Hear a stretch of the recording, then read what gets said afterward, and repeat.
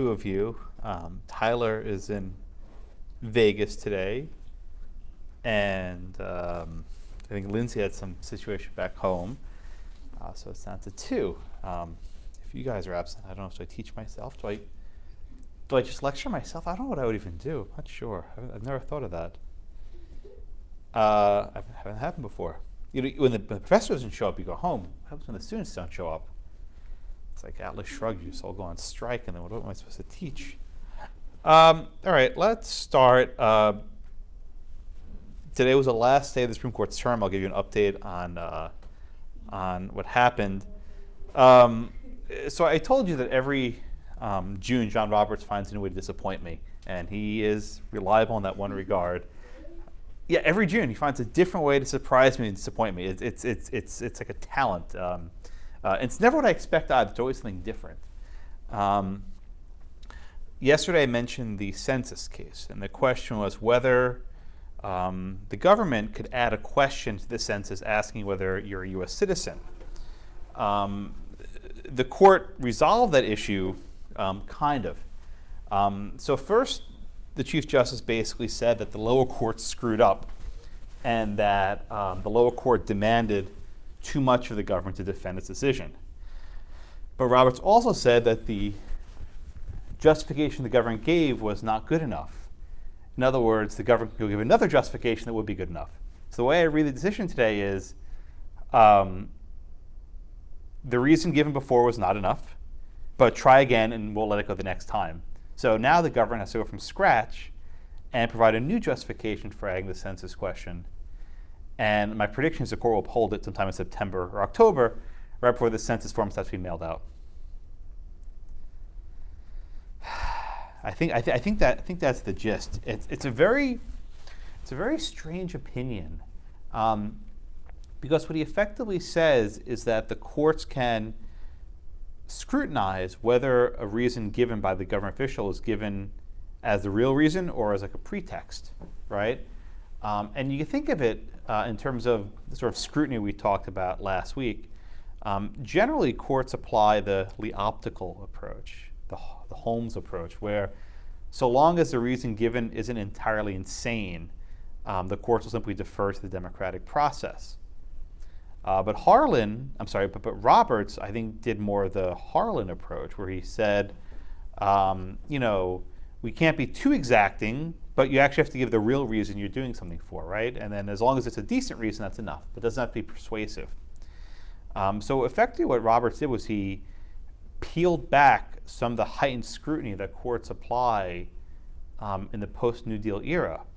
And the strangest part was he had Justice Thomas saying that Roberts is opening up a Pandora's box, right, by which courts cannot scrutinize the intent of members of government.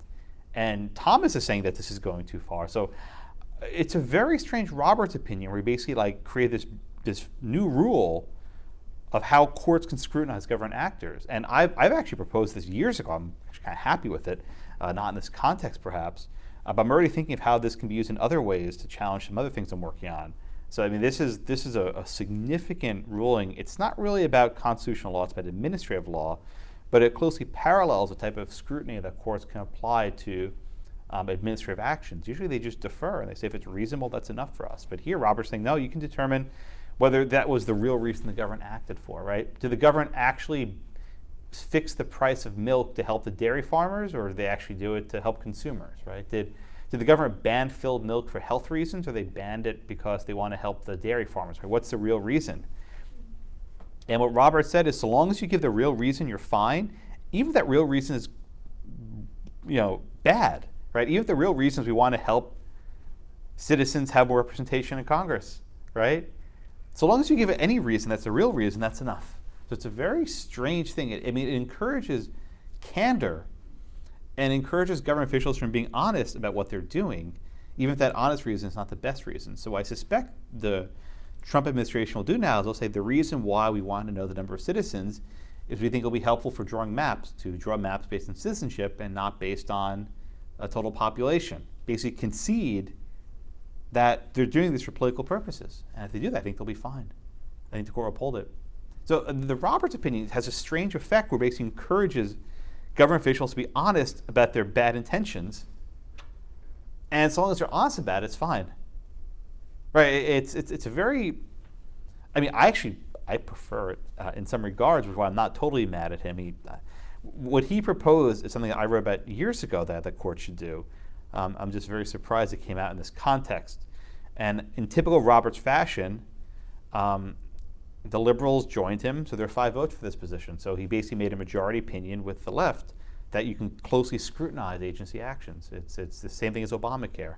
He got liberals to sign on to his opinion on the taxing power, on the Commerce Clause, and the Medicaid expansion. Right? He basically was able to cobble together a majority. He does this every year. It does punch a new way. Anyway, we're not done yet too. Tomorrow we have orders at 9:30 Eastern, 8:30 Central Time. The court releases its orders, and there should be more movement on cases involving DACA and otherwise. And I suspect following the Census case, the DACA case will also be sent back because the courts were too demanding of what they expected of the government. And we got a busy week ahead of us. Why was President Trump so mad about it? If it's going to end up. Well, we don't know how it's going to end up. I'm giving you my prediction, but at least for now, the government was under the assumption that they would win today, and they didn't. I think they'll win in September or October and get it done by the census. But Trump was mad. He proposed that we delay the census. That's actually not possible. The Constitution says every 10 years, and there's a statute that says it has to be done, I think, every April of 2020, whatever the month. I think it's April. So you can't really delay it. But I think what would have to happen is we'll have to delay the amount of time to prepare the forms. I think that's probably what would happen.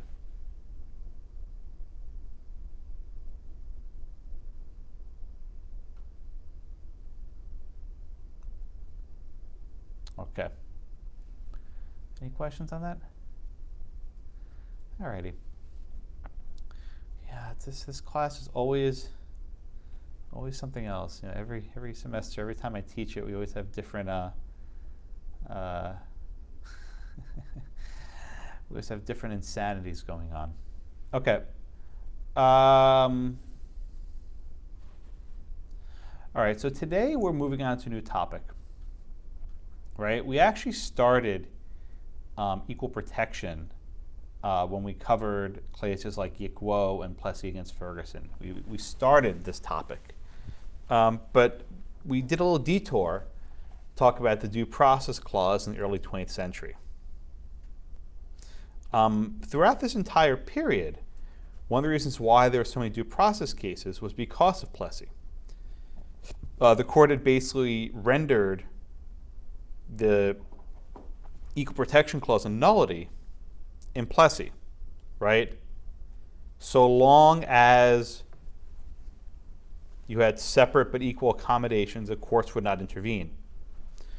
So as a result, you had these decisions that were involving racism and segregation, but brought under other provisions of the Constitution.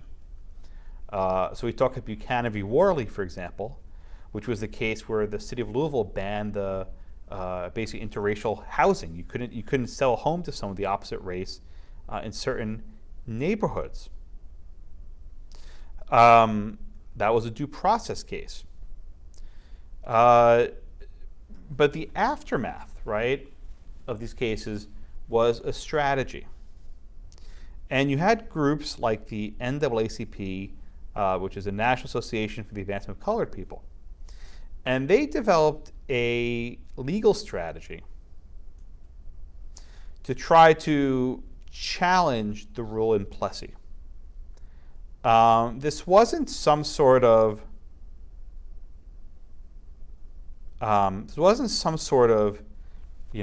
let's take it down overnight. The lawyers involved with this group were far more deliberate. Initially, they recognized that the courts would not be receptive to overruling Plessy. That was the ultimate goal, but it wouldn't happen right away. So the initial strategy was to treat Plessy as the law. They didn't agree with it, but they treated it as the law. And what they tried to assert is that various schools were not actually providing equal accommodation, right? They might have been separate, but they weren't equal. And rather than starting in elementary school and lower schools, they started up in higher education. One of the most prominent cases involved Texas, Houston, in fact, a law school a couple miles from here. It was a case called Sweat versus Painter. Sweat versus Painter. At the time, the University of Texas Law School, which was the biggest law school in the state, was segregated.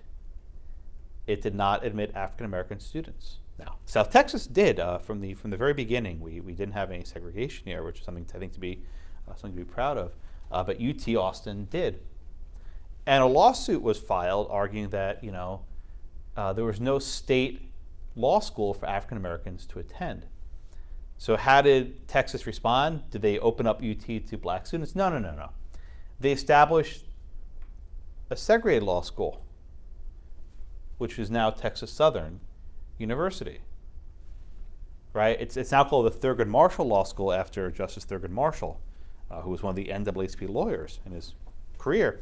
But the reason why Texas Southern was adopted was to get around the Plessy issue. Okay, now we have separate law schools. Then the question became, were they actually equal? And the court found, no, they weren't. That I always feel bad for my friends at TSU now, but the educational quality at TSU was not on par with that of UT. And I think people would more or less agree with that even today and also 50 years ago, or actually more like 70 years ago.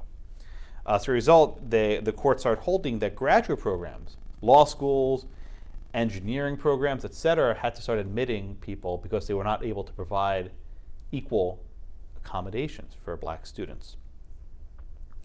Then they started to litigate about colleges, right? Now, there might only be one or two law schools in a state, but there are dozens of colleges. And then some found that the black colleges were not, in fact, equal. And then the groups found that they were ready to actually challenge Plessy where it would matter the most, which was in the context of lower education, that is primary school, K through 12.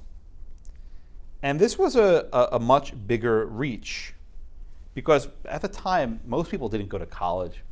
Most people didn't go to law school. Virtually everyone went to primary education.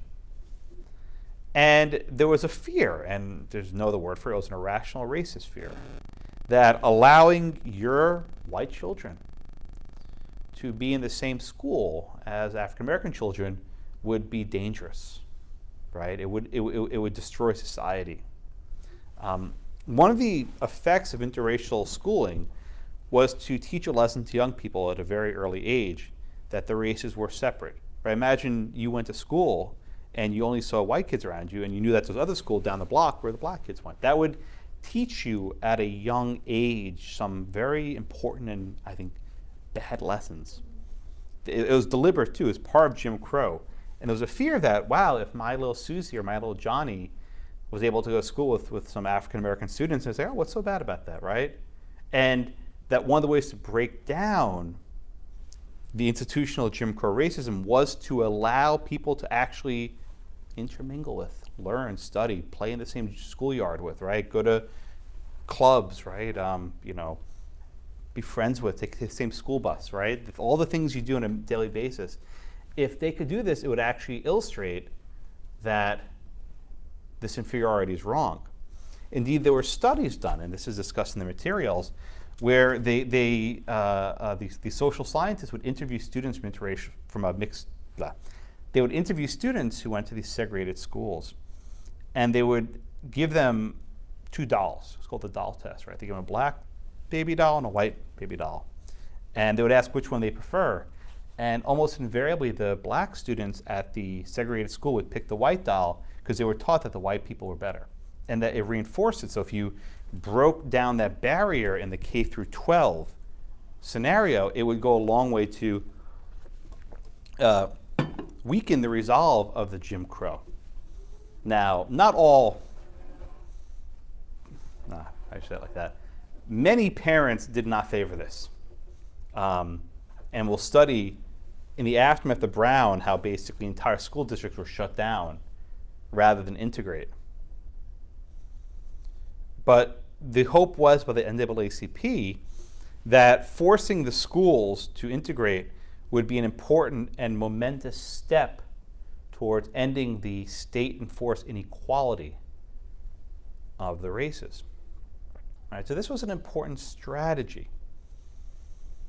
And by no guarantee was it going to work. Right? The Supreme Court had been very hesitant to touch the race issue. They didn't want to do it. So we come to 1952. The school segregation laws were challenged in 4 states. It was challenged in Kansas, in South Carolina, in Virginia, and in Delaware. And originally the case was argued in December of 52. And you might think, of course, this is a slam dunk, right? It wasn't. The justice could not reach a decision. And to be precise, if you want to look at their papers, the opinion that would have been written would have had dissents. And this was such a divisive issue, there was a fear that unless this was a 9-0, unanimous, that people would simply disregard it. People did disregard Brown, it was unanimous, but if there were even dissenting opinions, right, it would not be seen as something that everyone had to resolve. So as a result, they decided to argue it the next year in 1953. That decision, I think, changed the outcome of the case. What happened next is remarkable. In September of 53, Chief Justice Vincent died. You read about Vincent. He was one of the justices who dissented in Youngstown. I think that's the only case you read of his. He wrote the dissent in Youngstown. And as you know, the Supreme Court's term begins the first Monday in October. So he basically died 3 weeks before the term started. And then President Eisenhower was in a pinch. He couldn't take his time, right? He needed to fill the seat right away. So he made a recess appointment of Earl Warren. Who's Earl Warren? He was Republican governor of California.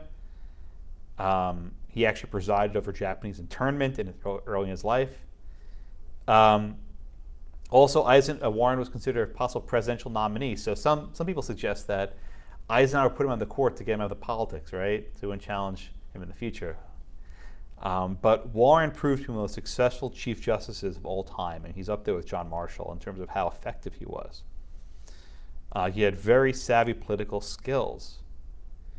And Warren was able to persuade his colleagues to get a unanimous decision. Oh, one other thing, Robert Jackson died, right? Remember Justice Jackson? He was the one who wrote the famous Youngstown opinion. He was the one who died in his secretary's apartment, if I remember correctly. Heart attack, they say. What's it? I think I'm right about that. I don't think I'm right.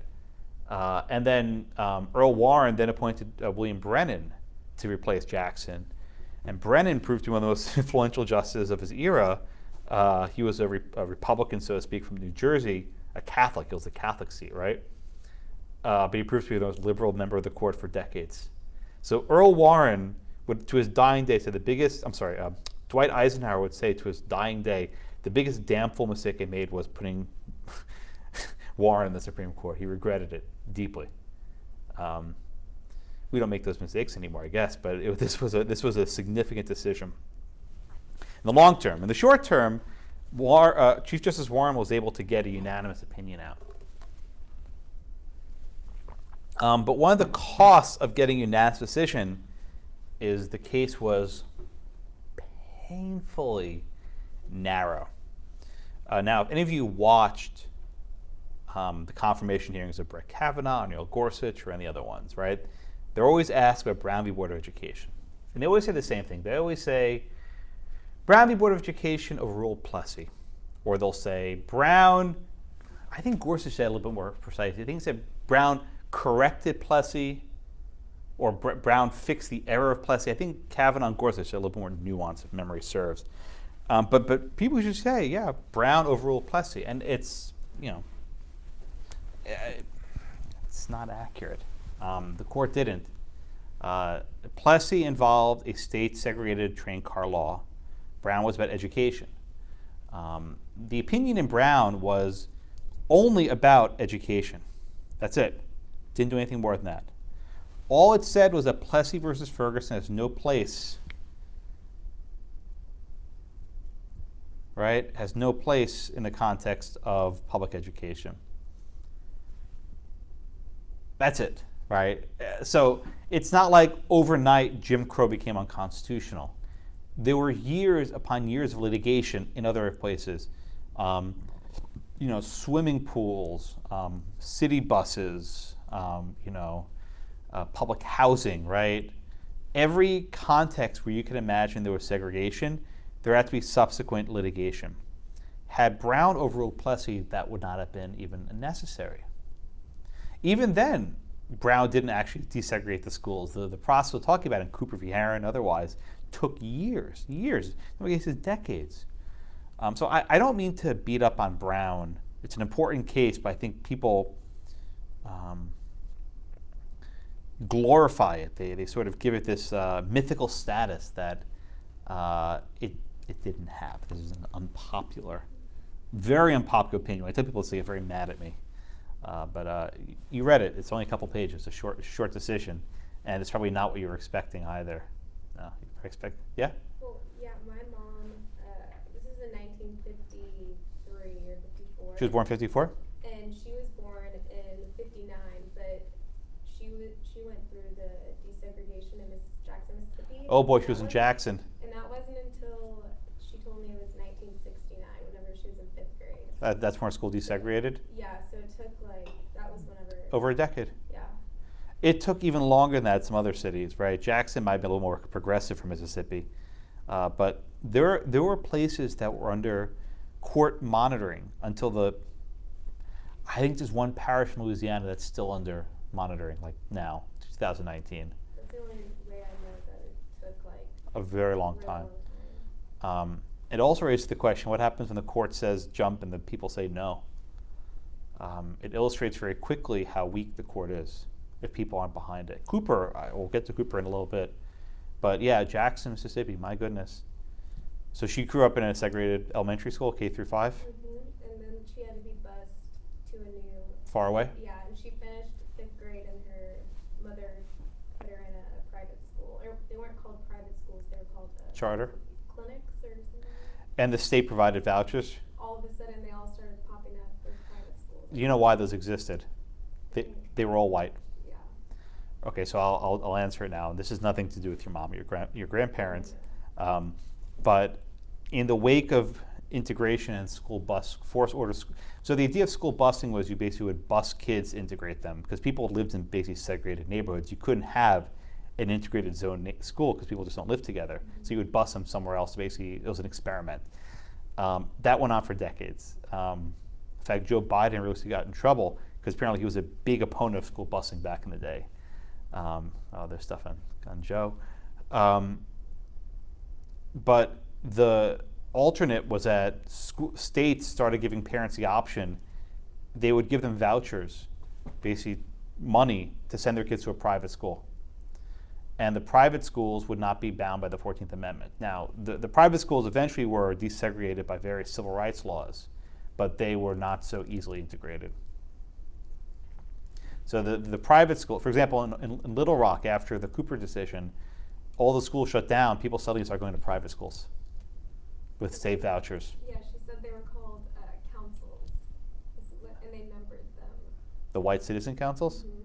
They're called councils. Yeah, so the White Citizen Council is these white supremacist groups that were actively involved in opposing Brown very actively. Yeah. All right. We're just going to ping pong. I'm sorry.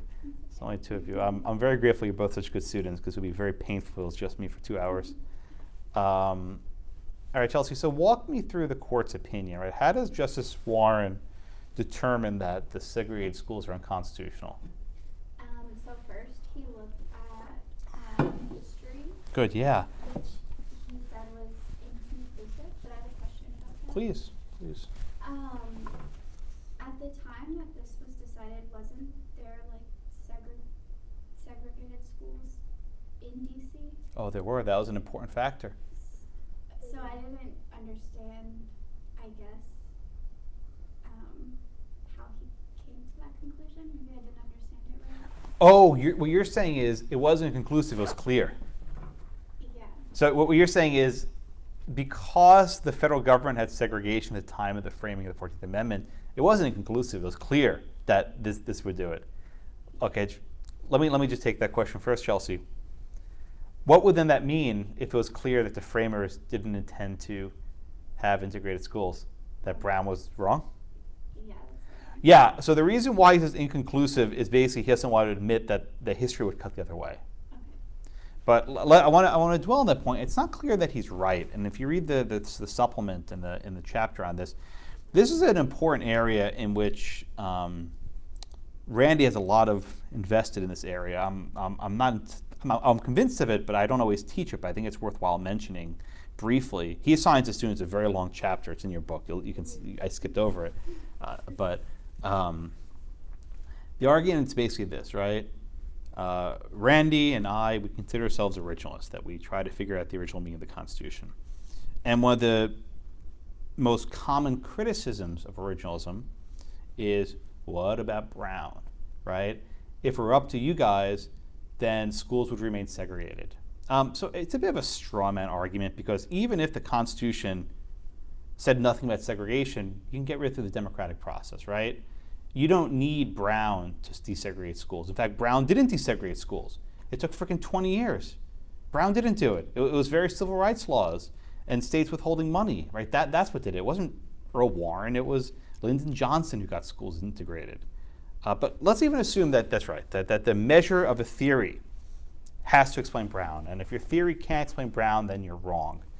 I think there's a fairly good argument advanced by Michael McConnell. Who's Michael McConnell? He was a law professor. He served on the Court of Appeals for a number of years. He's now at Stanford. He's a good friend of mine. I respect his work.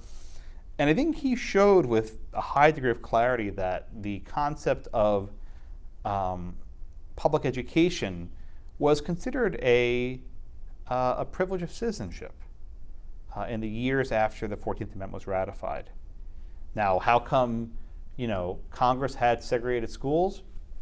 They screwed up, right? Sometimes members of government don't even abide by the very Constitution that they ratified. That doesn't end the equation. It's not about being inconclusive. It's the text is there, right? There's lots of text in the Constitution that's been ignored, with the Privileges or Immunities Clause. Oh, by the way, John Roberts' managed will piss me off today. He cited the legal tender case this morning. Like, why? Come on, man. Well, of all the cases cited, why did he decide it? It was about implied powers, and there was some sentence in the legal tender case about the census. So of course, I was like, oh, I'm the only person who actually knows what that case is, but whatever. I'm halfway done with the opinion. It's like 90 pages, page 50 or so. Anyway, going back. So I think there's actually a decent argument that if education was a privilege of citizenship, then Brown was consistent with Plessy. Was consistent with the 14th Amendment. Indeed, if that argument is correct, then it wouldn't matter whether the state government or the federal government is segregating their schools, right? Okay, so maybe that's right, maybe it's wrong. Maybe if Earl Warren had Michael McConnell as law clerk, they could have this magnum opus. I think Michael would have been very young at that point, but he was smart. But if Earl Warren had Michael McConnell as law clerk, he could have had an originalist opinion, but he didn't. So he simply said it's inconclusive. But I think, Chelsea, you're right. The word he's looking for is wrong, not conclusive. Sort of just fudged that one. So instead of looking at history, which he found unhelpful, instead the court looked to social science, which is a topic we've talked about before. You think of like in the Brandeis brief, right, with these arguments that you can treat women differently for wages because they have more water in their blood, whatever the hell nonsense it was. Or you think of the Buck v. Bell, how if you have all these women reproducing who have these imbecilic traits, they'll create a disease for our population, right? We look at that social science, we say, oh my God, it's garbage. Because hindsight, we know it's wrong. Here they looked at social science of a very different nature. It was social science, which showed that students in segregated education don't learn as well, and I think that's more or less correct. I think your mom's experience might speak to it. Did she ever talk about how, like, what that was like? Yeah, my uncle or her oldest brother was in junior high, and he had to go instead of elementary school, it was junior high. But it was a lot of fights, and he said it was really scary. But otherwise, she doesn't really remember it. But she does remember the different water fountains and things like that. But she just said it was really. She didn't think much of it, and to this day, she still doesn't really say that she was affected. She was so young. Well, she wasn't, but the other students probably were. Yeah, but she could tell there was a difference, but she didn't really understand it. Yeah. But anyway, I think the court concludes that segregating children on the basis of their race deprives a minority group of equal educational opportunities, right? So therefore, the court basically said, separate can never be equal, right? That separate was inherently unequal. All right, so therefore, the laws in Kansas, South Carolina, Virginia, and Delaware were unconstitutional. They violated the 14th Amendment.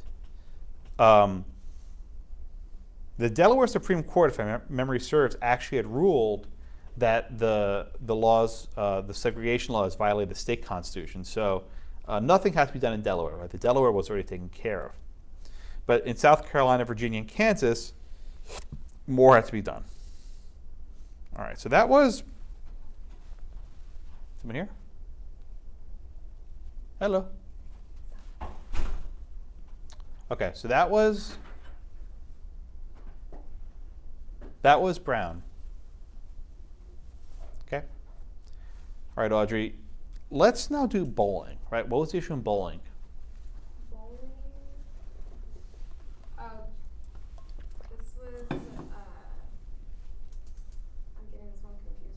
Bowling v. Sharp. I think this was. This is a case from D.C. Why am I not remembering this one? Wait, let me. Because I was thinking about the governors, and now I'm thinking about something different. I put that the bowling was the group of they filed suit in federal court. No. Oh, it was the. Oh, is this?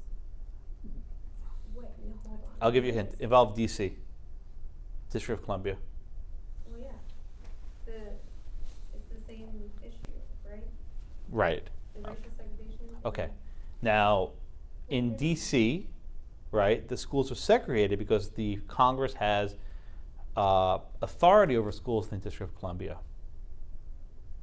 You look a little confused. I know. Did you read bowling? Yeah, I read it last night, but now I'm getting confused with why did I think that this was the Cooper case? No, they're not related. They're related, but they're separate. So let's walk through it like this. Wait. The problem. Brown was 14th Amendment and bowling was the 5th. Very good. Okay, very good. All right. So the 14th Amendment has an equal protection clause, right? States cannot deprive any person within its jurisdiction of the equal protection laws. But D.C. is not a state. So the court is basically scrambling here, right? They're actually, you can look at their papers and their records, and they didn't know what to do. It's like, oh crap, right? How can we have a rule which says that the states can segregate, but Congress can segregate? Now, I don't have a problem with that one. I think those who drafted the 14th Amendment expected the states to be the bad ones, and they wouldn't hold themselves to the same standard. It's actually fairly common, right? That the Congress imposes more restrictions on the states than themselves. But a general principle of federal law has been that whatever the states have to do, Congress has to do. I think it's wrong. I don't think it has to be true, but the court starts from this reasoning. So, Audrey, how did the court then figure out that the school segregation laws in D.C. were unconstitutional? They instead went through the due process clause of the 5th Amendment, and they said that racial discrimination in public schools with the equal protection clause of the 14th Amendment was basically that they said, I'm trying to say it in more simpler terms. It says, I guess they went through the word liberty. Good. And they said that liberty in Yeah, it's a hard concept. It's a hard concept. So let's just stay with you for a minute. You'll have Cooper. I'll just go back and forth. One case each. So Audrey, let's talk about this for a minute, right? We last discussed the word liberty in cases like Lochner, right? In cases like Meyer v. Nebraska, in cases like Pierce v. Society of Sisters, in cases like Atkins. And this was what was called substantive due process. The idea that the word liberty has a substance to it. And remember Justice McReynolds said liberty means, the right to raise your children and the right to have your family and the right to negotiate for your wages. Remember we had all these, the right to pursue an occupation. The idea that liberty has these sort of substantive components. But then we had West Coast Hotel, where the court basically said, no more, right?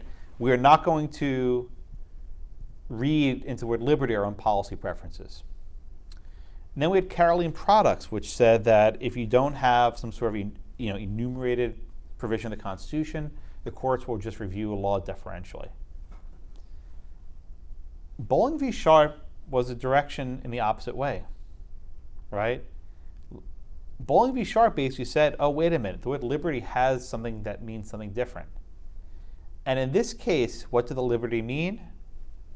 Basically the right to be free from racial discrimination, right? That the word liberty had that meaning, had that content.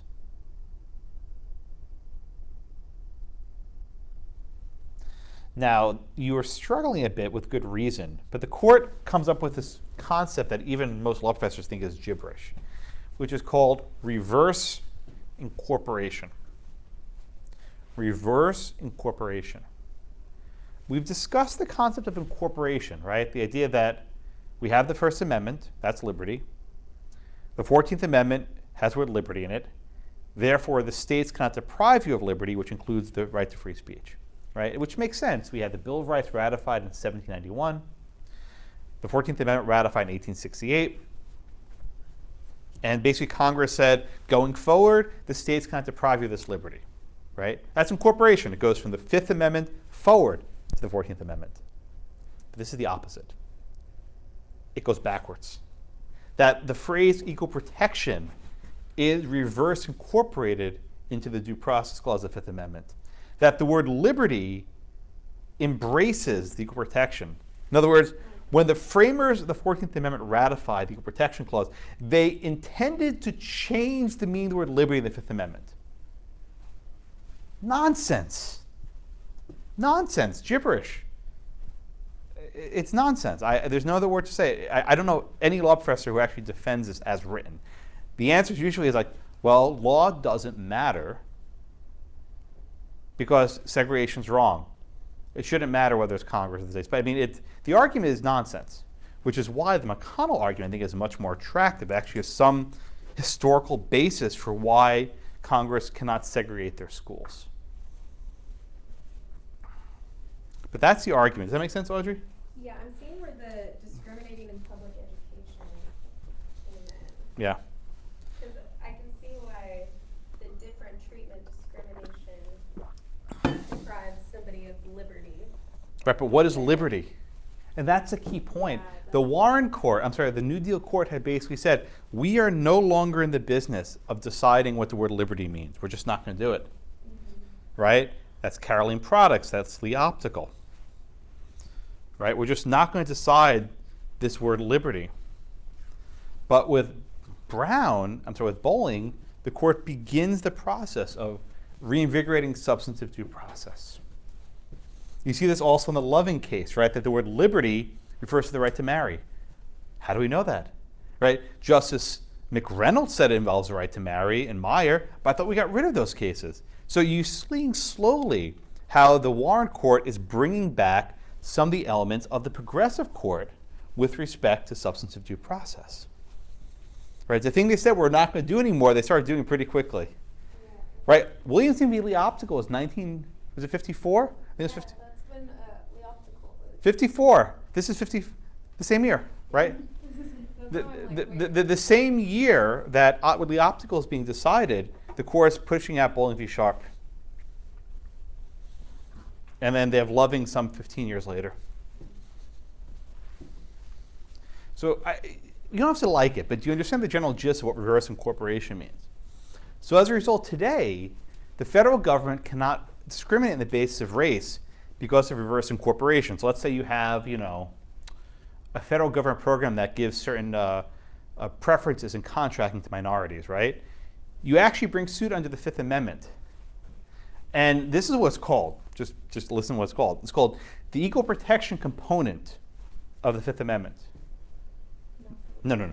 Do not say, and I'll mark you down in the exam, do not say the equal protection clause of the Fifth Amendment. It's called the equal protection component of the Fifth Amendment. Right? Equal protection component of the Fifth Amendment.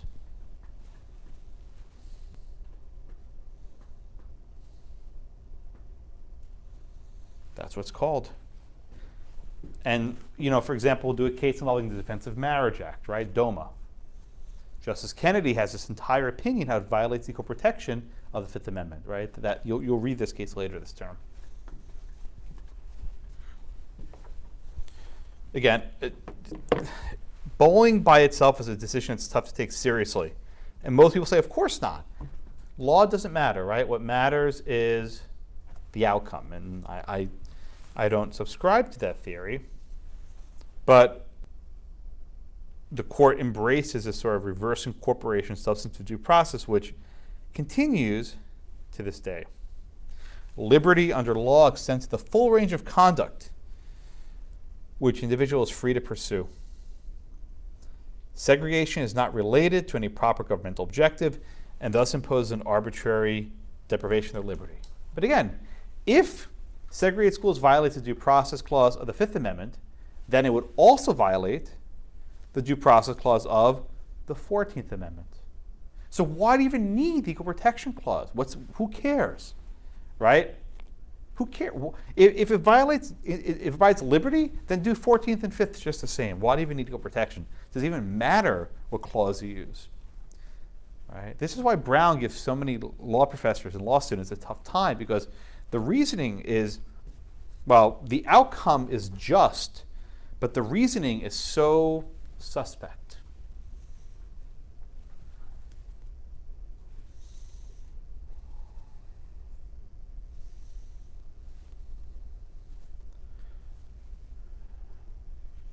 So does the court use the reverse incorporation only in They still use it. they still use it? Still use it. Whenever there's an equal protection case involving the federal government, they're doing reverse incorporation. I was asking whenever they apply it, what case. You'll read it when we do the Defense of Marriage Act case, United States against Windsor.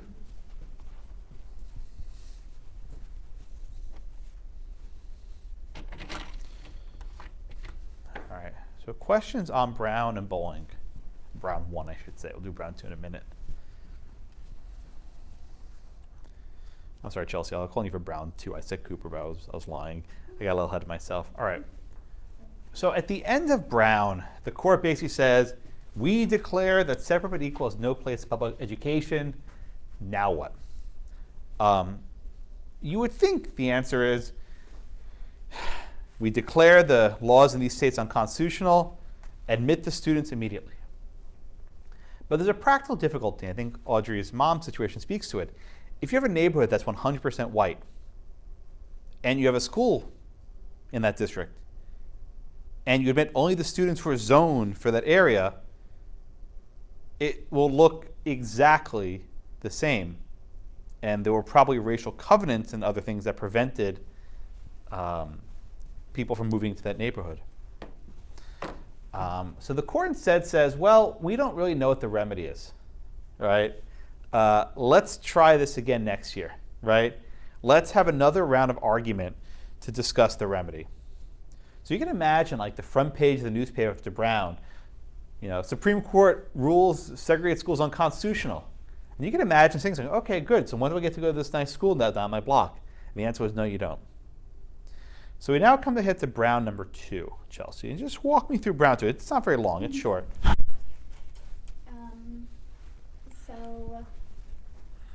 trying to think how to say this. The majority decided that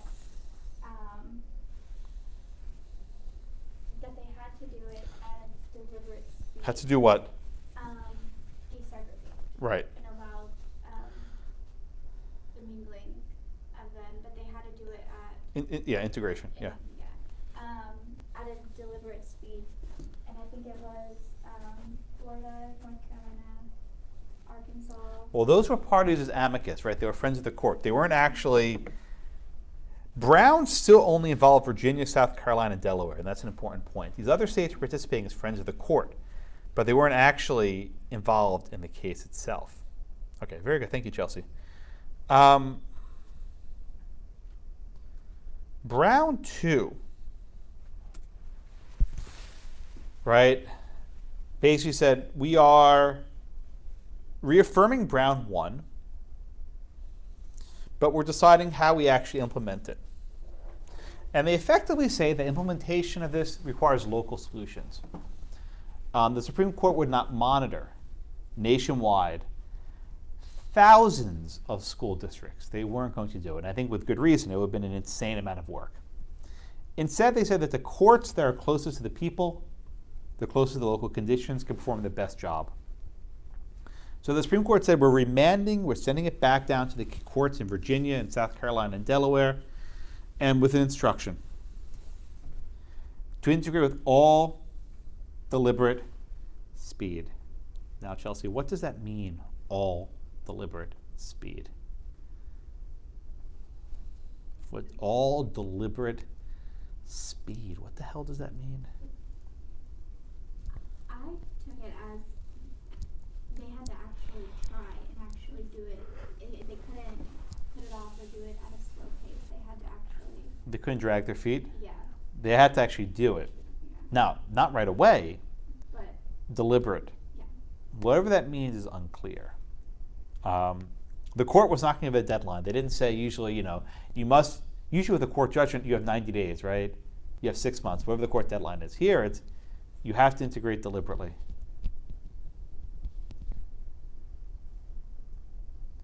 And the defense must make a prompt and reasonable start. Delays might be possible, but they can't be because of disagreement with the law, right? Any delays must be based on actual considerations, problems. For example, physical conditions of the school, transportation, right? School buses, personnel, hiring, other local laws. So the court recognized this will take some time. And during that period, the court will retain jurisdiction to review those decisions. So they remanded to the district courts to enter decrees consistent with its opinion as are necessary and proper, see that phrase, necessary and proper, to admit public schools on a racially non-discriminatory basis with all deliberate speed, the parties to these cases. And there's the key phrase. Who are the parties to these cases?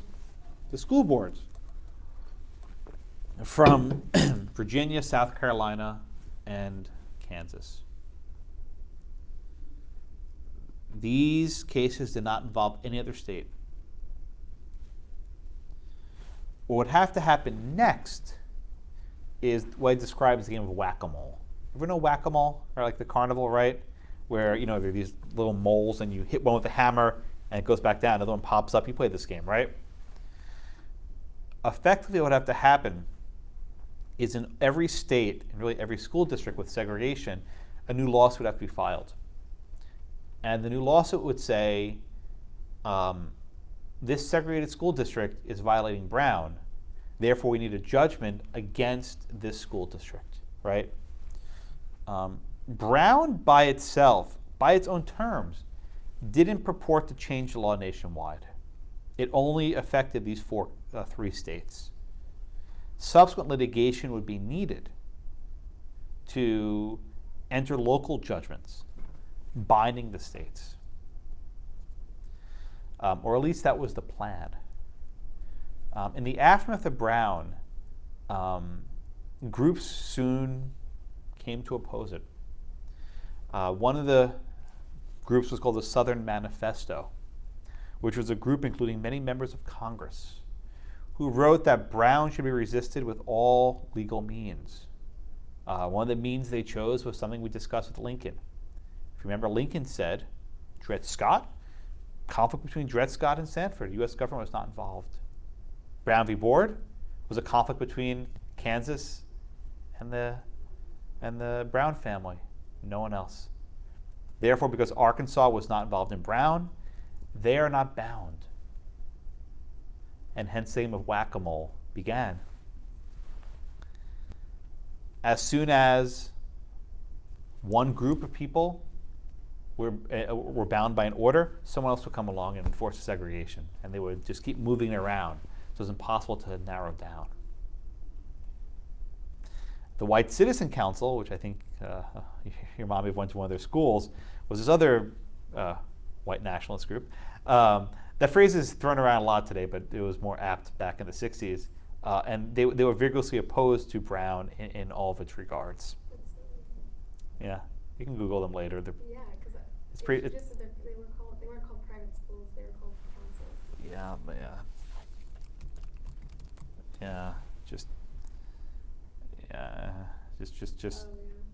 just Wikipedia that later. Sorry. Your mom may not even know. No, she doesn't. Yeah, you could just send her the Wikipedia and just. It was founded July of 1954, which was I think like when Brown was decided. Their purpose maintains white supremacy. Here, let's just. Oh. Wait, Jackson, Mississippi. What? It's just weird that we know people that live. Yeah. So basically, the council in 1968. What year was your mom in school? That was whenever she was in 5th grade. That was it. She went to the council school. Yep. Yeah. Basically, they opened up. They opened up schools in Jackson. Council schools. Yeah, that's what they're called. Such private schools. Yeah. That's what she. Yeah. Okay then. Okay, we'll just show that to your mom later.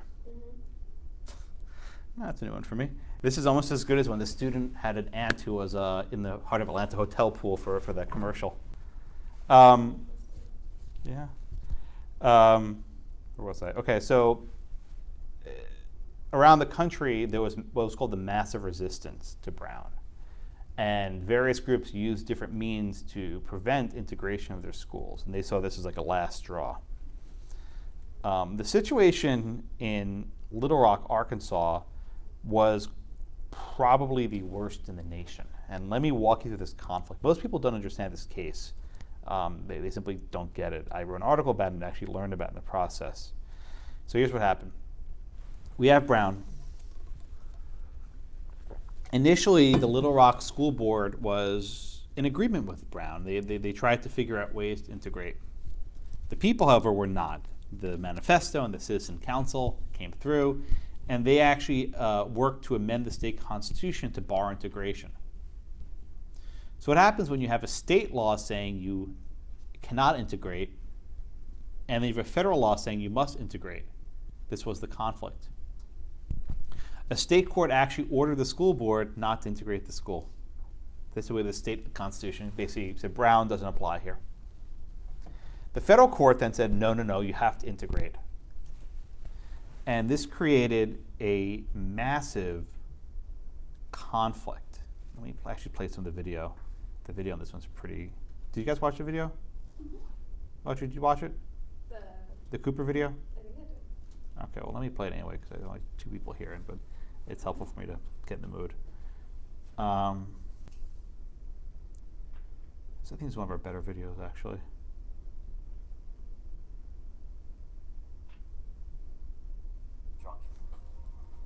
The situation escalated quickly.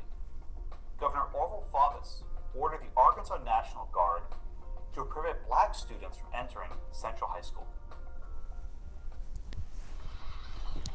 Units of the National Guard have been and are now being mobilized with the mission to maintain or restore the peace and good order of this community.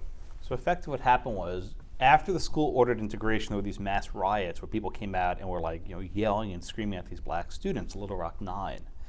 And at that point, the governor called out the National Guard to keep peace and order, But what was actually happening was keeping the students out of the school. The National Guard blocked 9 African American students, known as the Little Rock Nine, from entering Central High School.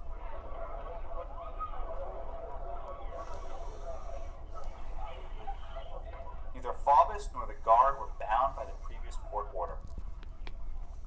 After a federal court enjoined Okay, so what happened next national- was a federal court issued an order that barred the National Guard from keeping the students out. At that point, the Little Rock Police Department shows up because they were not bound by the court order. It's whack-a-mole. blocking access for African American students. The Little Rock Police Department took their place. The police had not been included in the court order that bound the National Guard. 2 days later, Then things get really crazy. President Eisenhower is faced with a choice, right? Now, Eisenhower didn't agree with Brown. He's actually basically, not on record, but he told people he didn't agree with Brown. He thought the court should not be involved and there should be a political process. He also hated Earl Warren, right? He hated the guy. But President Eisenhower recognized the danger of people ignore court orders. Not that they ignore Brown, but the district court. If you actually read Eisenhower's correspondences, he basically said to Faubus, you have a district court order. So Eisenhower gives a speech where he says, we can't have people ignoring these district court orders that bind them. more dramatic moments of the Civil Rights Movement, President Eisenhower dispatched the 101st Airborne to Arkansas. These were soldiers who basically had just like won World War II, and they're power troopers. And they basically were dispatched to Arkansas. Mob rule can not be allowed to override the decisions of our courts. These storied federal power troopers had fought their Yeah. all. Now they were deployed to Little Rock, Arkansas. The troops escorted the Little Rock Nine into Central High School. Throughout the remainder of the year, the students attended class under the supervision of federal troops. Study guide. All right. I actually visited Central High School. If you ever go to Little Rock, Arkansas, you can see it. It's the only national park that's an active school. People still go there. I felt like such a freaking creep. I was basically walking around this high school taking pictures. But I guess you're used to it. And they actually there's like a museum across the street, and they turned like an old gas station into like a little basically a museum of the incident. But you know, this is something that happened in our lifetime. Well, not in our lifetime, but at least your mom's lifetime. That you had these people yelling and screaming and trying to block the students from entering the school.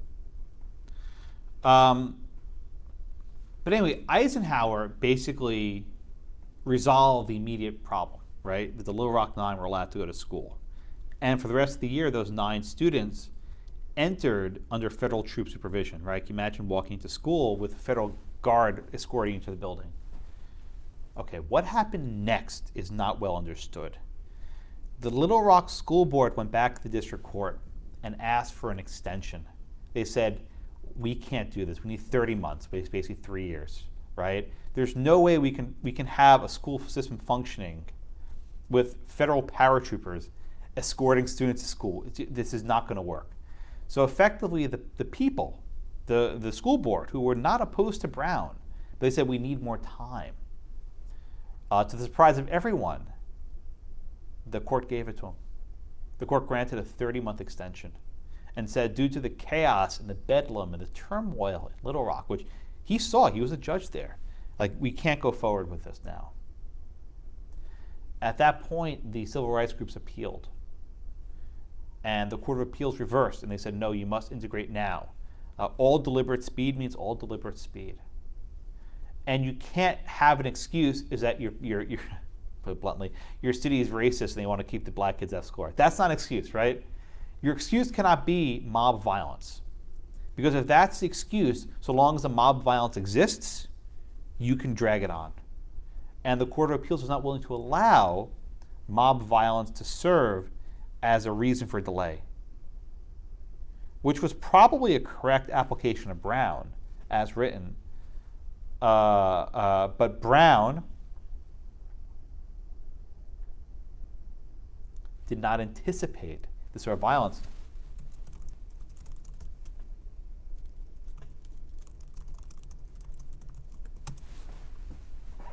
Brown did not anticipate that sort of violence. What happens next is not well understood. But the school board appealed to the Supreme Court. And they basically said, I think it was in August, or maybe it was June or July, but it was basically in the summer. We need to start school in September, whenever it was, right? Maybe it was October. We need to start school right away. We can't possibly start school this early, right? We need another delay. So at the most basic level, the opinion in Cooper was straightforward, right? The holding of Cooper was that the 30-month delay was inconsistent with Brown, right? That extending the segregation for another 3 years was not consistent with Brown. It was not with all deliberate speed. But that was the basic holding of Cooper. And I think that's probably right. As a practical matter, ordering integration that year was not going to happen no matter what the court said, and we'll talk about that in a minute. Okay? However,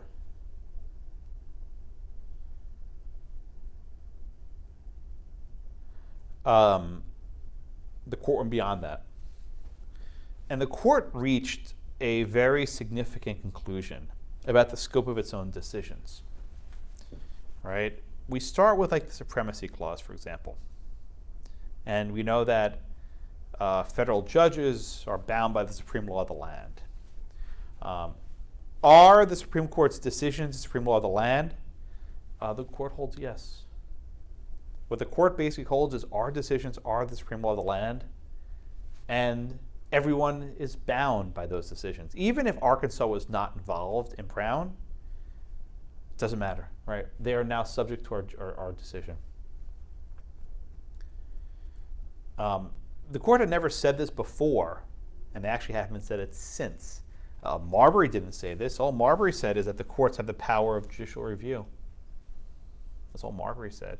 And the other cases, which I won't bore you with, didn't come close to saying this either. But effectively,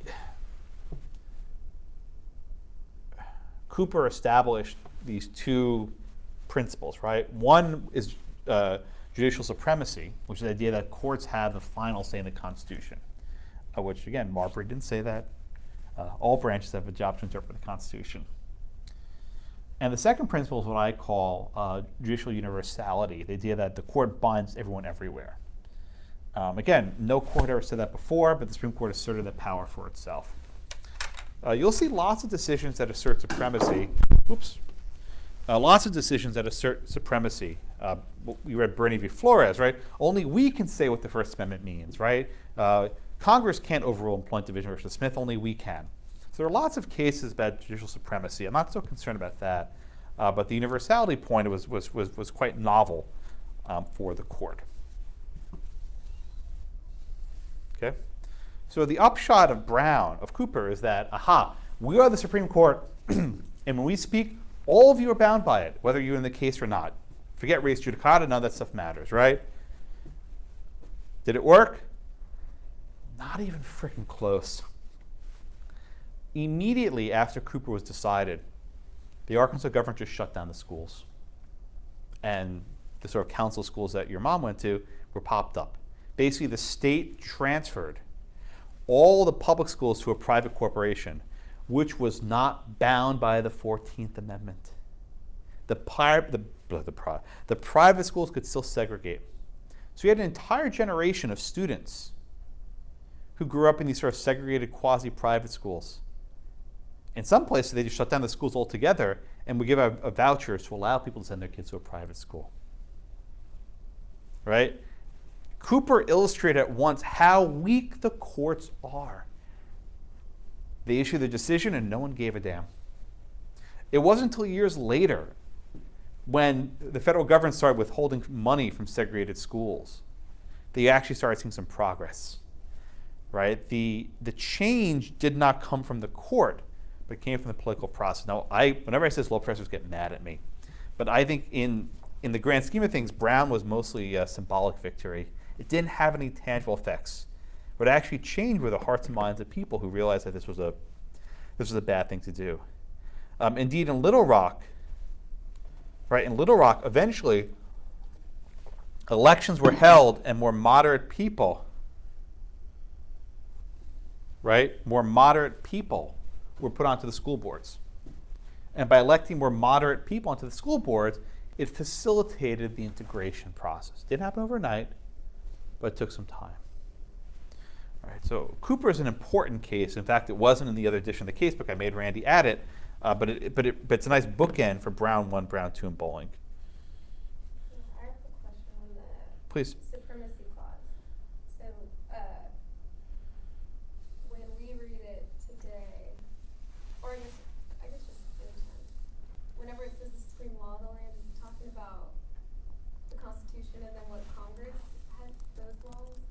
Or does it also include what Cooper is saying, whatever the judiciary or the Supreme Court says? Well, so the Constitution doesn't say what the supreme law of the land is, right? Yeah. It says the Constitution and the laws of the United States, right? It doesn't say the interpretations of the Supreme Court are the supreme law of the land. Yeah. It just speaks to the Constitution and the laws of the United States. What Cooper basically said is, we are the Constitution. Like, I am the state, right? What we say is the Constitution, which is a very striking proposition, which means that the court can never be wrong. And we know that's not correct because the court overrules itself fairly often. We saw it with the legal tender cases. We saw it with other decisions, right? The idea that the Supreme Court is final, the final interpretation of the law, is one that I have great difficulty with. Not everyone does. People love the idea. Is that why Eisenhower wanted to go through, actually make a law instead of have just Brown? Well, the political process enacted laws that made segregation very expensive, right? Brown was never overruled, but that it wasn't the decision in Brown that actually eliminated segregation nationwide.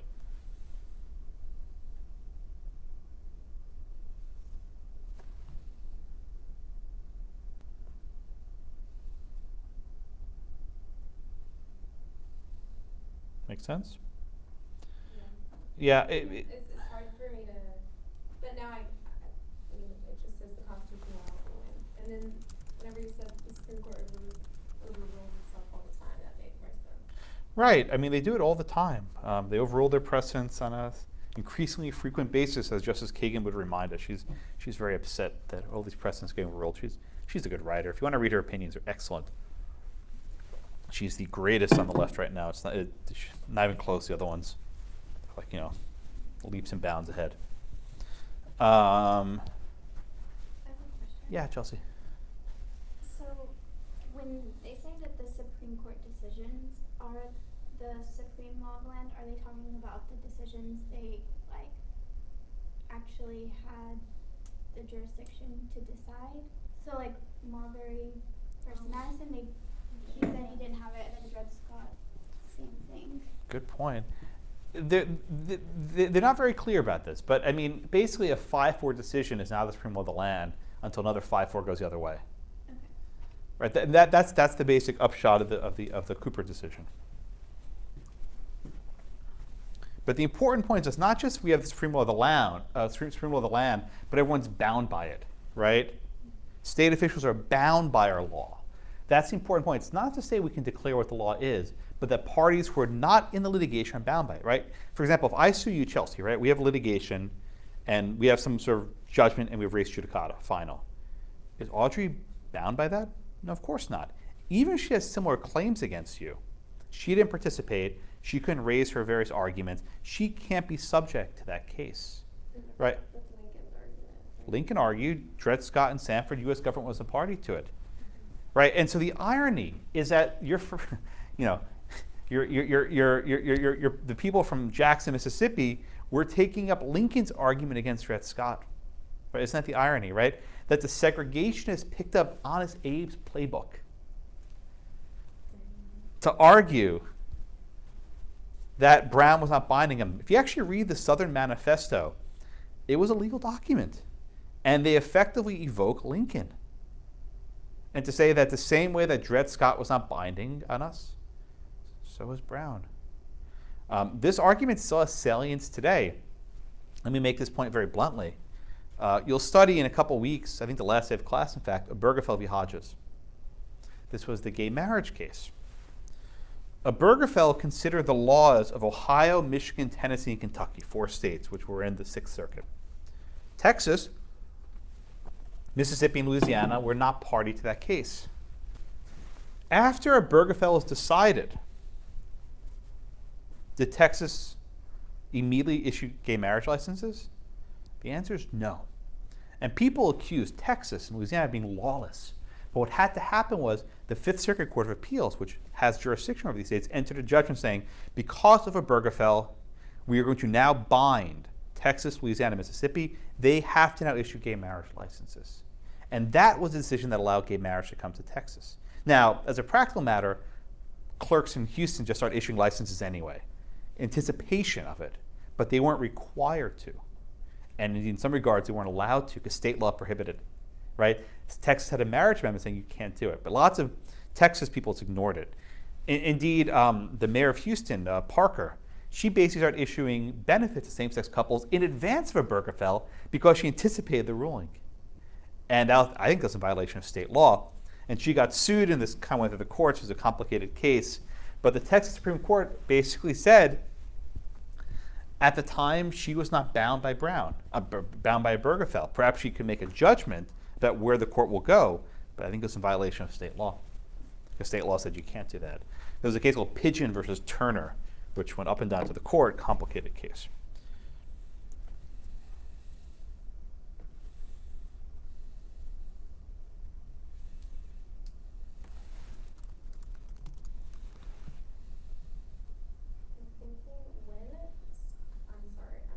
Please take your time. There's 2 of you here. You can do whatever you want today. You're free. I'm sorry. So when things like this happen in the state courts, and then people are saying, "No, we're not bound by it because We weren't involved. We're not a party." Yeah. So is it easier to go through Congress trying to get a law passed to make it apply to all states, or? Sure. Well, I mean, look, the way that Congress dealt with this was by passing laws that said we will withhold funding from states that have segregated schools. And people respond to the pocketbook. Do you think that's easier than having to go through the judicial process? Oh my God, yes. Yeah. Because the members of Congress vote for it. It's legitimacy, right? When Earl Warren issues a 9-0 opinion, people say, who the hell cares who Earl Warren is? That's what I was thinking for the Supreme Law of the Land, but I mean, but If Congress enacted that statute, that would be Supreme Law of the Land. There's no question, it's a law, right?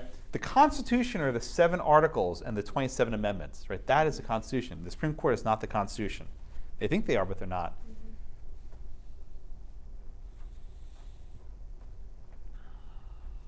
this is making sense.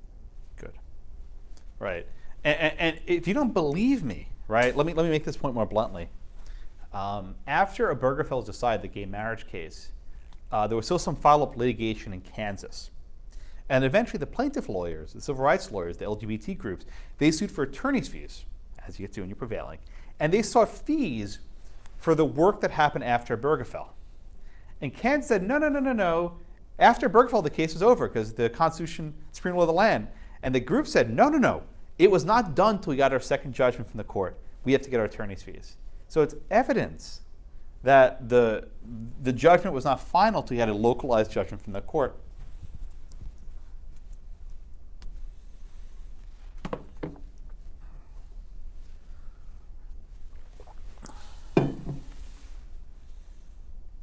Okay. I think I beat this to death. Questions on Cooper. Very important case. If you want to read my article, it's long and boring, but it summarizes issues as well as I can.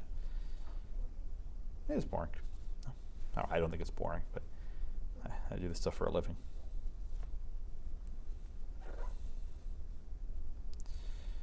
Okay.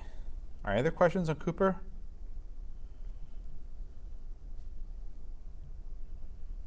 All right, I want want to show you. Anyone see this movie Loving? I'll play a clip. No one's here. I can play a longer clip. It's fine. 105. All right. So the setup here. 105, 18. So the setup here. This is the sort of Loving. We'll do the facts now. Let me play this clip. Actually, let's do the facts first, then I'll jump into the video because it's a good condition. I think Audrey, you're next. So you want to give me the facts, please, in Loving? It was between a white male and a black woman, and they wanted to get married. Yep. And they ended up being put in jail. Well, where were they living at the time? It was Virginia. Okay, and where did they go to get married? They went to, I don't even, I thought they just went to, they like went out of state to get They married. did. They went to D.C. Now, why'd they have to go out of state, Chelsea? I'm sorry, Audrey.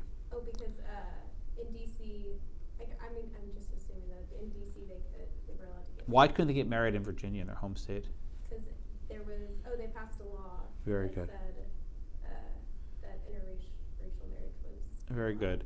So Virginia in 1924 enacted the Racial Integrity Act. This law was enacted at the same time as the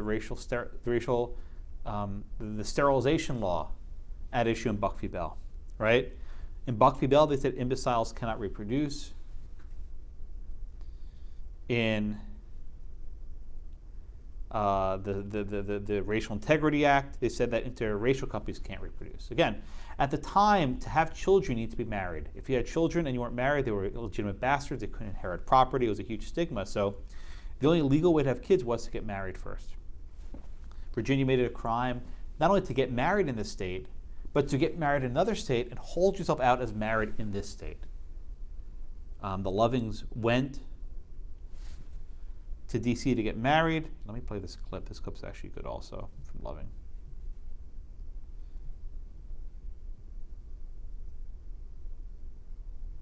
And basically they came back to D.C. and in the middle of the night they broke down the door. It was about 2 a.m. And I saw this light, and I woke up and it was the policeman standing beside the bed. And he told us to get up, that we was under arrest. They came one night and said knocked a couple times. I heard them, and before I could get up, they just broke the door and came right on in. When we got up there, stand beside the bed, with flashlights. Richard was released on bail, but Mildred was forced to spend the weekend alone in prison. At the time, she was pregnant. Yeah, so they let Richard go free, and they held Mildred over the weekend.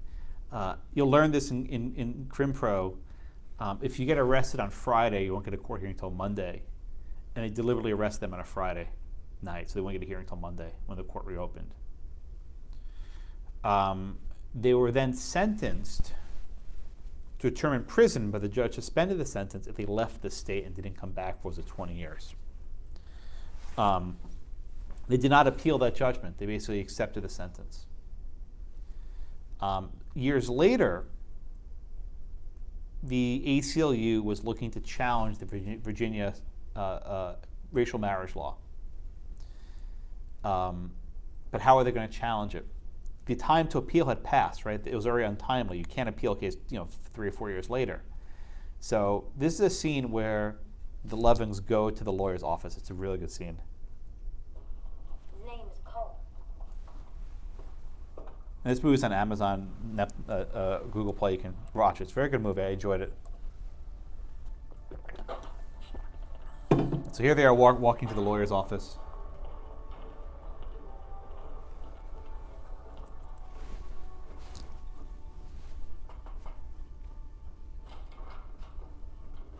Hello. I'm Bernard Cohen. I'm in from Richmond. I talked to Jim about using his office for a few hours. Yes, Mr. Cohen, do you know it? Down the hall. Okay, so the setup is this is a lawyer. He's a young lawyer. Mr. and Mrs. Loving, could you set And he's basically pretending to be this big lawyer, but he's really not. So he has to borrow someone's office. And this is hilarious. I love playing this one.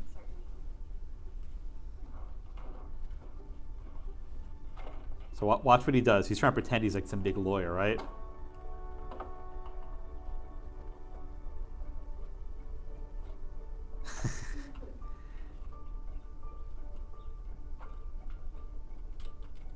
He puts away all the family photos.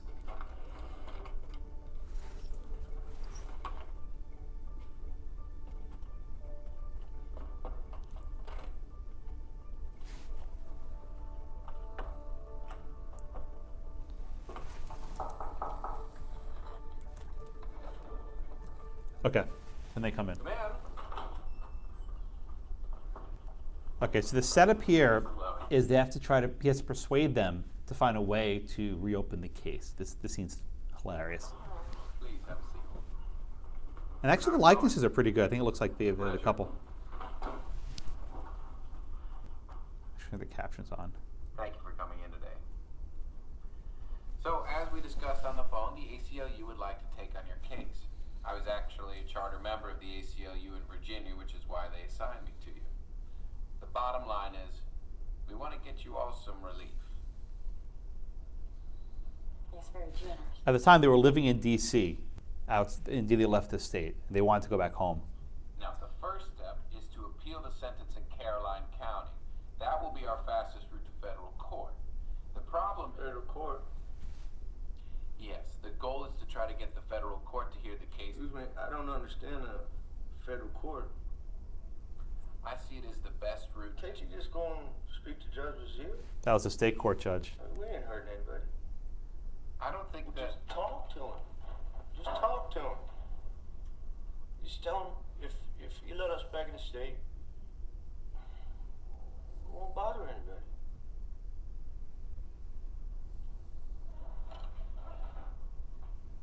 Look, I do not think that this case will be resolved in Judge Bazil's court or probably any other court in the state of Virginia. I believe this is a court battle that could go all the way to the Supreme Court.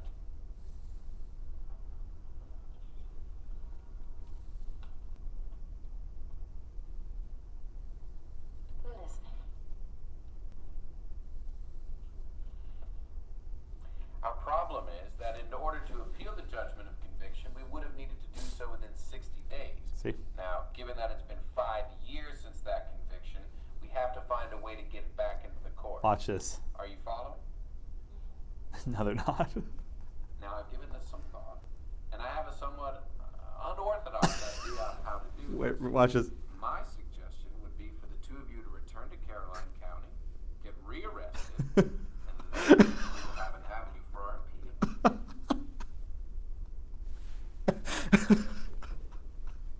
You want us to get arrested again? Yes, it's an idea. I, of course, will be there to bail you out. Yeah. We aren't gonna do that. Right. I can see how that was a mistake. Can you imagine? I understand. I don't know if this actually happened, but it's a good scene. Look, I need to do some more thinking on this first issue, but bottom line is we are going to get you all some help.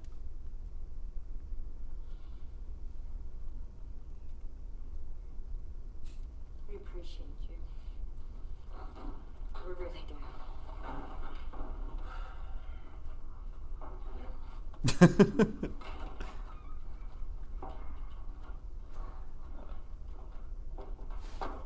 Okay. What? So was he wrong? Right, so the number one rule of being a lawyer is don't let your client get arrested, unless you want to get arrested. So I think somebody said test case. Look, think of Homer Plessy. Yeah, because Think of Homer Plessy. He went onto that train car to get arrested. That's why he went on that train car. And again, he got bailed out right away. So it's not insane to suggest to your client to get bailed out, but these weren't civil rights activists. These were two people who loved each other. And they wanted to live together with their family. They had kids, you know, they wanted to live in their home in Virginia. And you have this lawyer telling you to go get arrested after she spent the weekend in prison pregnant. Oh, when was it? 5 years earlier. Yeah, whenever she had the baby. Oh, I guess it was 5 years. Their kids were a couple years old at this point. I think they had 3 or 4 kids. I think I have a video of them with their family somewhere in here. Yeah, here's a B-roll of them with their family. The Lovings were sentenced to 1 year in prison. However, the trial judge then suspended the sentence on the condition that the Lovings leave Virginia and not return for 25 years. Mildred Loving said, In January, they had the trial, and they told us to leave the state for 25 years. In 1963, the Lovings filed a motion in state court to set aside their Oh, conviction. damn it, Randy. I was going to say Couple that. argued. So in 1963, the Lovings filed a motion in state court to set aside their conviction. So they didn't get rearrested. Damn it. I have to not be lazy. So effectively what they said was their conviction was unconstitutional, right? And you can, in some rare cases, file post-conviction relief to get a conviction wiped out. Think of Fred Korematsu, right? We discussed how years after he was convicted, a court actually wiped out his conviction. Now, the Lovings knew that the Virginia courts would not give him relief. They didn't care. His only goal is to get this to the U.S. Supreme Court. In fact, if you watch the movie some more, there's a scene where they walk into what they call the Supreme Court of Virginia. It's actually some other random building, but they walk into the Supreme Court of Virginia. They just wanted the case to get to the Supreme Court, which was really their only goal. Okay, go ahead, Audrey. When you challenge a conviction, can you do that?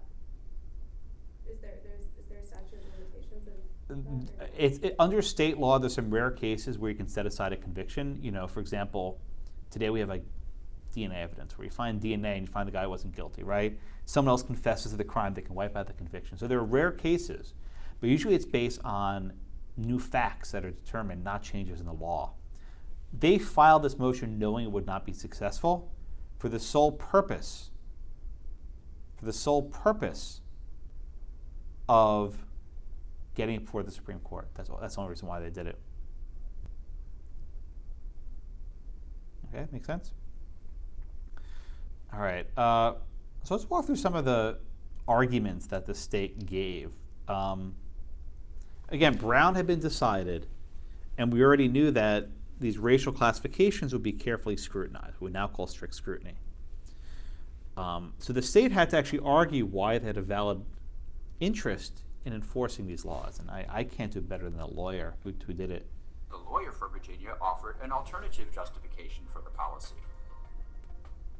This statute serves a legitimate legislative objective of preventing the sociological, psychological evils which attend interracial marriages, and is an expression, a rational expression of a policy which Virginia has a right to adopt. In other words, the state wasn't enacting this solely because of supremacy, white supremacy. The state was also enacting this policy to help the children. They effectively argued that interracial marriage gave children sociological, psychological evils, that they have to be raised as children of mixed marriages. In other words, the very racism which a state promotes can harm children. To prevent the children from having that racism, you prevent them from existing in the first place. Right? That's the law in the state. I'll play a couple more quotes. Argued that Interracial marriages are detrimental to the individual, to the family, and to society. I think there's one more quote. You haven't taken property yet, but you'll learn this phrase soon. Interracial marriages bequeath to the progeny of those marriages more psychological problems than parents have a right to bequeath to them. In other words, the same way the state could take children away from abusive parents, right? Child custody disputes. The state can also prevent children from being born into such harmful homes, right? It has a very eugenics flair to it, right? That preventing these people from being born actually improves society. So instead of sterilizing Mildred Loving, they simply deny her the ability to get married, which would deny her the ability to have legitimate children, which is why they enforced this law. the justices were not particularly persuaded by this. And this line from Justice Hugo Black. Now, Hugo Black was a Klansman, right? He was actually in the KKK. He had something of a reformation on the court, but he was an actual Klansman. And even he thinks this goes too far. Is any doubt in your mind that the object of these statutes, the basic premise on which they rest, is that the white people are superior to the colored people and should not be permitted to marry? That the entire basis for this law was white supremacy. And there was really no response to it. There were probably some other purposes that were made up after the fact, but this was a law premise on white supremacy. Property without due process of law. Okay, so that was the equal protection component, right? Effectively, when you have a racial classification, the court applies what's now known as strict scrutiny. We'll do strict scrutiny next class when more people are actually here beyond just two people.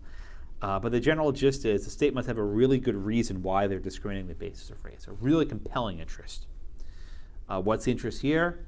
Promoting white supremacy. Is that a compelling interest? It is not, the court says. And this sort of means ends fit reminds you of the Lochner style analysis. Right? Is this justification good enough, right? Is this a good enough justification? But instead of being based on the due process clause, this is based on Brown and equal protection. So at least here, there's sort of an enumerated provision of the Constitution at issue. So the court finds first that the segregation law violates the 14th Amendment's equal protection clause because it's basically designed to maintain white supremacy.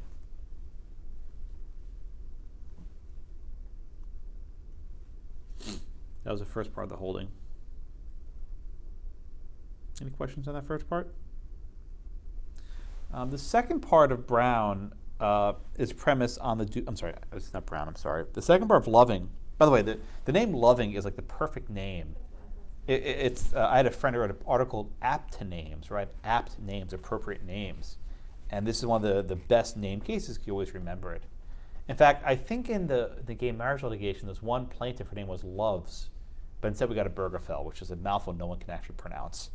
But this is a very appropriately named case.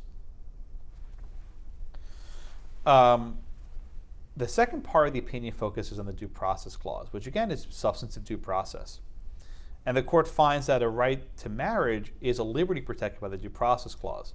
This was the same sort of ruling we had in Meyer v. Nebraska and Pierce v. Society of Sisters, right? The very decisions that were rejected by the New Deal court now come back to life in Loving. And why is the liberty to get married essential to the preservation of the human race, or however they phrase it? The answer is simple. If people can't get married, they can't reproduce. And if people can't reproduce, our society ends very quickly.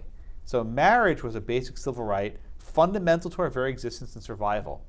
The reason why I flagged this is marriage was basically viewed as a conduit to create children, right? It wasn't about love and happiness and dignity. It was a legal means of procreating. Later, the court would expand, saying, no, marriage is about love. It's an evolving institution, right? Justice Kennedy likes to write Hallmark cards. But at the time, marriage was about reproducing. That's why it was important. It was not about these sort of fooey, lovey stuffs. Okay. And then the court sort of did a reverse incorporation thing here as well. They said, well, to deprive someone of liberty means to deprive them of equal protection of the law, so it doesn't really matter, right? Due process, equal protection, it's all the same. You know, they're all overlapped. Chief Justice Warren says, to deny this fundamental freedom on the basis of race is subversive to the equal protection principle in the 14th Amendment, right? In other words, violating equal protection deprives a person of liberty without due process of law. In other words, if you violate one clause, you violate the other clause, which renders the text largely meaningless. It doesn't even matter why it's unconstitutional. It's bad for all these reasons. Under a constitution, the freedom to marry or not marry a person of another race resides with the individual and cannot be infringed by the state.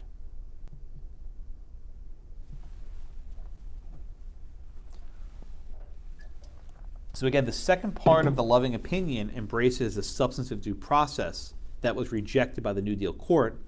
We had cases like Meyer and Pierce. Now it's sort of coming back to life. in Loving versus Virginia, 1967.